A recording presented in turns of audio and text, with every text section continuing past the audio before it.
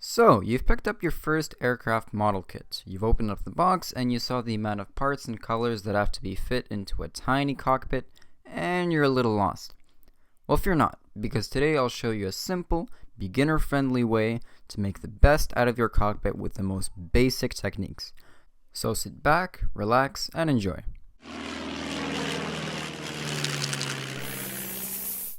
So the kit I'll be tackling today is a 1/72nd scale BF109 E4/E7 from Tamiya.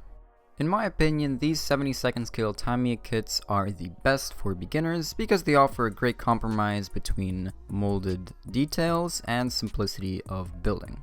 The first part, of course, is clipping off the parts off the sprue with some side cutters and then clipping off the residual sprue gates.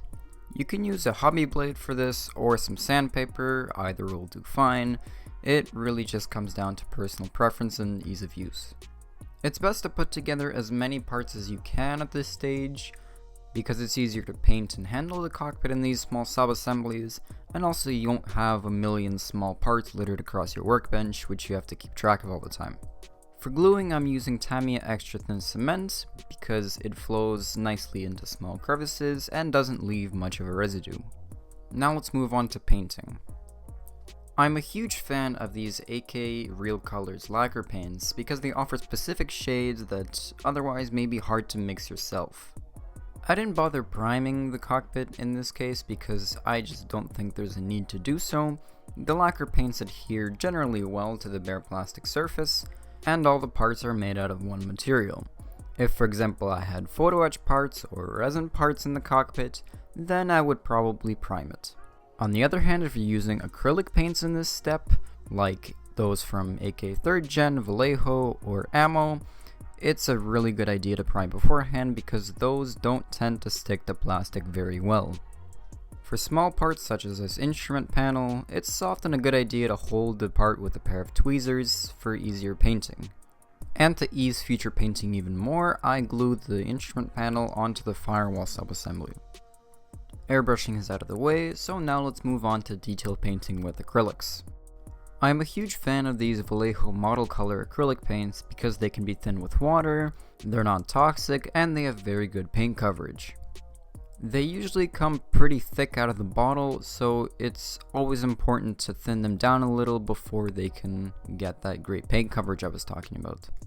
This is usually one of my favorite steps out of any aircraft build because I just love all the colors and details coming together and trying to make the cockpit look as interesting as possible.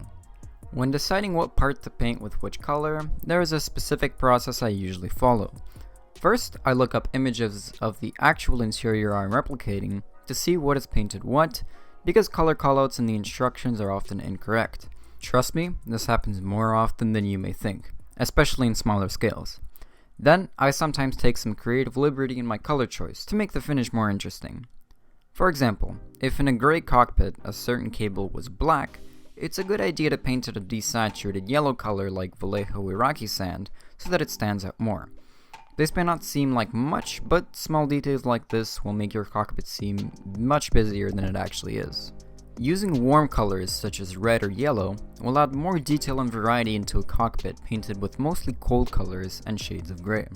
Waterslide decals are a great way to add intricate detail that may be difficult to replicate with paints.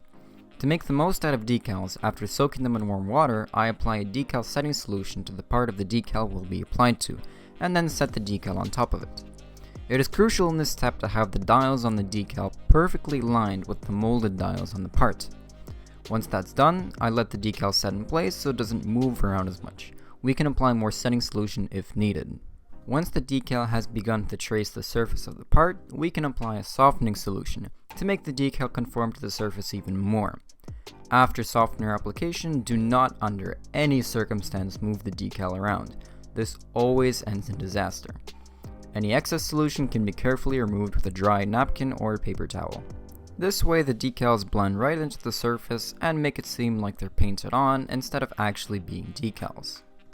The kit also comes with decals for the seat belts, which, while are not as good as 3D ones made from photo etch or even fabric ones, They offer a nice solution if, say, your cockpit is closed and you don't really see much of the interior. The same process with the decal setting and softening solutions applies here, but it's less important to get them perfectly aligned as there's no dials you have to perfectly match. Of course, it's not necessary to use softening and setting solutions for decals, but using them offers a much greater result in the end. In the case of this kit, the instrument panel decal doesn't cover all of the details on the instrument panel, so we can always pull out a paintbrush and some paints to paint up those additional details. Now let's put away our acrylics and pull out an enamel pin wash. Here I'm using a dark brown panel liner from Tamiya, which comes with a neat little brush applicator, so it's easy to use for beginners. Now, a pin wash can serve a few purposes. First, it can act as a fake shadow that makes the parts seem more three-dimensional, and second, it can add some dirt or grime into the cockpit. A pin wash is essentially a very thin down paint, typically enamel or oil, because those have lower surface tension and flow easier into all those crevices. They also don't react with lacquer paints, which is the reason I didn't use any varnish here. If I had used ammo acrylics for the base coat, I would need to seal it with varnish, because the enamel thinner would completely obliterate them. Any excess can be cleaned up with a brush, a cotton swab, or some paper towel dipped in enamel thinner after the wash is dry to the touch, as it takes a few hours to fully cure.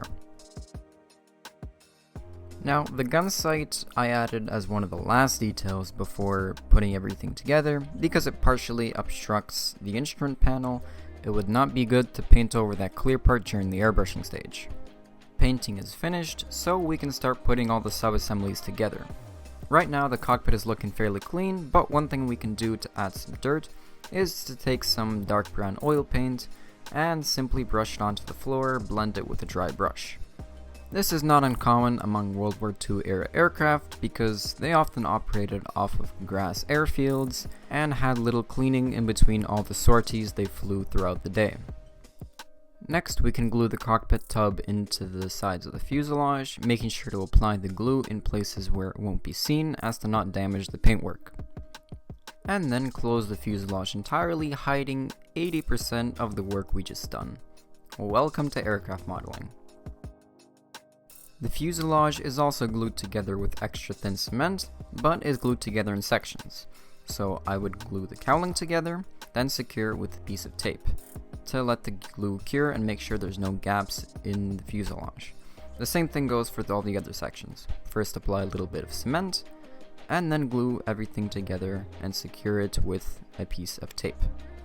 A similar approach is needed with the wings, but here I hold them together with a pair of clothes hangers because we really don't want a gap in between the wings. Then we can put the wings and fuselage sub-assemblies together, and we get something that somewhat resembles an airplane. Always dry fit parts together before you glue them in. Make sure there's no gaps, make sure everything is sanded flush, and everything is going together as it should. A small improvement you can always add is drilling out gun barrels for machine guns. It's a small detail, but it adds a lot of realism and makes the model seem less toy-like.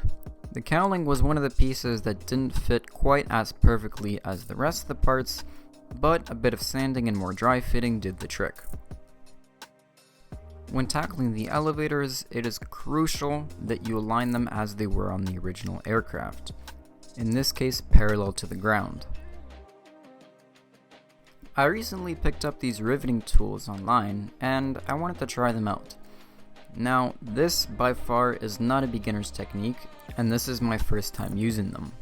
Now, let me tell you, this was one of the most soul-draining processes on this build. You have to very carefully and meticulously follow blueprint diagrams of the actual aircraft, and it's very difficult to fix any mistakes.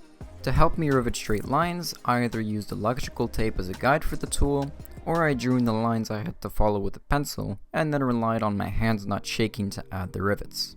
As you could probably see, this is an incredibly slow and boring process, so it took me some willpower to rivet everything in, including the fuselage. But as fellow YouTuber The Model Guy mentioned, this process can turn your $20 or $30 kit into looking like an $80 kit. So if you have the patience and the stress handling capabilities, this is a great step to improve your model. When tackling the canopy, I decided to make masks myself instead of ordering a pre-cut mask set. First, have the piece of masking tape trace the shape of the window, and then using a brand new sharp hobby blade, carefully cut through the mask, but just enough to cut through the mask and not scratch the canopy underneath. Then we can pull the excess tape off and clean up any imperfections in the cut with a hobby blade. Despite having the canopy closed in this build, I decided to stuff some packaging foam into the cockpit floor, because you can actually see a little bit of the cockpit through the wheel wells, and I wouldn't want any overspray landing in our meticulously painted cockpit during the painting stage. Then temporarily securing the canopy with PVA glue so that we can remove the packaging foam from the interior after the painting is done, this video comes to a close. So there it is, a very simple way to paint aircraft interiors without going crazy with aftermarket or scratch building. I apologize for not uploading anything for the past months. I'm also a university student, so that was taking up a large portion of my time. I hope that's a permissible excuse. If you want to see more of my builds, you can follow my Instagram or Facebook pages, which are linked down below, where I upload regularly, including builds I do not film. You can always shoot me a message there if you have any questions about anything or just want to talk about models. Thank you for making it to the end of the video, and remember to click that subscribe button so that the rest of this 109 series pops up in your feed. Thanks for watching, and I'll see you in the next one. Peace.